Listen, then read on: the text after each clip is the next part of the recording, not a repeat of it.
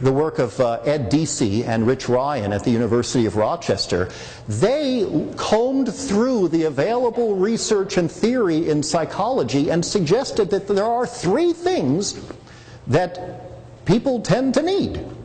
And I think you'll find these needs particularly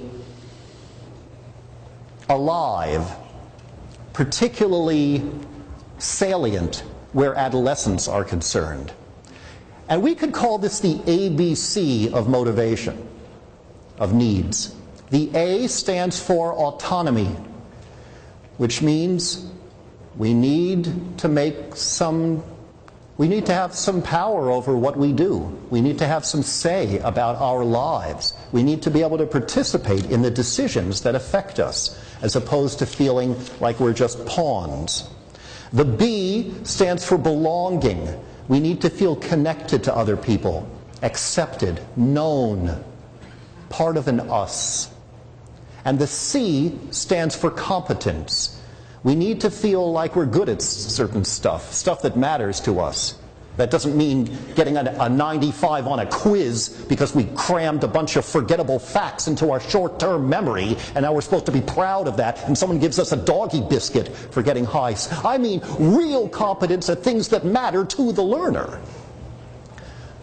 Being able to learn things of consequence and display that knowledge. Autonomy, belonging, competence.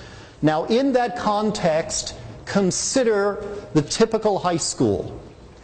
I draw here from the work of Linda Darling Hammond, a professor at Stanford, who said the following. I'm going to read you two long sentences by her that are astonishing. Many well-known adolescent difficulties are not intrinsic to the teenage years, but are related to the mismatch between adolescents' developmental needs and the kinds of experiences most junior highs and high schools provide. When students need close affiliation, they experience large depersonalized schools. When they need to develop autonomy, they experience few opportunities for choice and punitive approaches to discipline.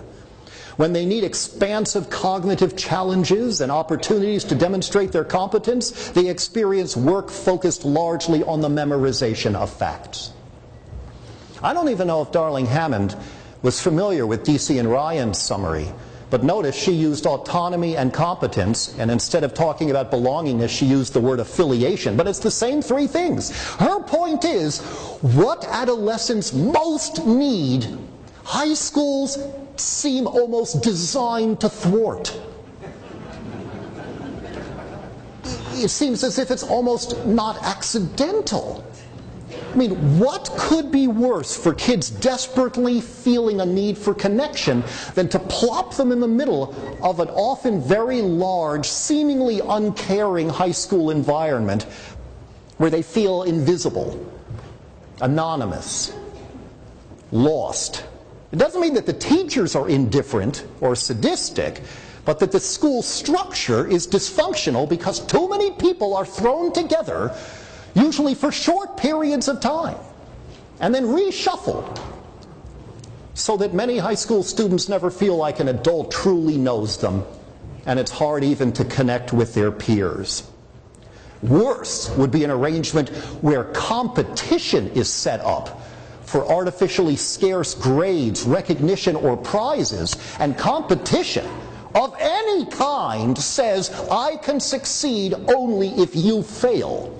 So now, as a result of an awards assembly, grading on a curve, or any kind of contest, which sadly are often used even in alternative schools, any kind of competition is death to community, because it trains students to look at their peers as rivals instead of allies, thereby multiplying the damage done by the anonymity that is created. They need connection, and they feel lost or even set against their peers.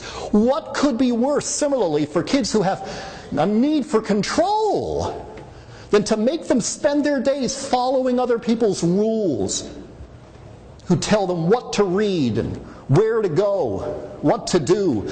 The average adolescent in America at school has less to say about what he or she is doing than the average kindergartner. At least there's circle time in kindergartens where we can talk about, do we want to spend more time at the water table or the sand table?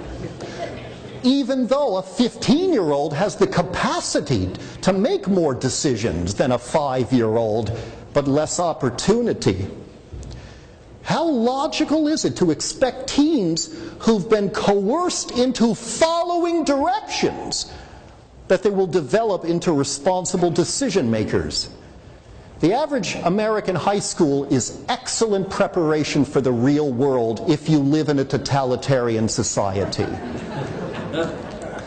And yet, first day of a typical high school class, the kid gets something like a syllabus that is mostly about threats. The typical school, first day of school, gets something that says, if this paper, for every day late the paper is, you're deducted 10 points. For every time you show up late, you have to have an excuse. Or it's a list of, this is like screaming to kids, you're not going to like this place. We don't trust you. Here's how we're going to coerce you into obedience. It's the kind of place that is anti-autonomy supportive. Autonomy-supporting teachers, as one group of researchers put it, autonomy-supporting researchers look for kids' initiative. Controlling teachers look to get kids' compliance. And finally, what could be worse for kids who need to make sense of themselves and the world than to treat them as passive receptacles into which facts are poured? They sit there at separate desks while someone spews information about genetic codes or romantic poetry or whatever the hell it is. Instead of relevant, engaging projects, they get textbooks and lectures and quizzes in what amounts to a fact factory. You know the difference, by the way, between a typical American public high school and a really affluent suburban high school or private high school? In the typical public high school, well, let's do it the other way around. In an affluent school, small, relaxed groups of kids are listening to the teacher. Whereas in public high school, large groups of kids are supposed to be listening to the teacher. It's still teacher-centered, even in the expensive alternative schools in many cases. But it's still not about real active learning.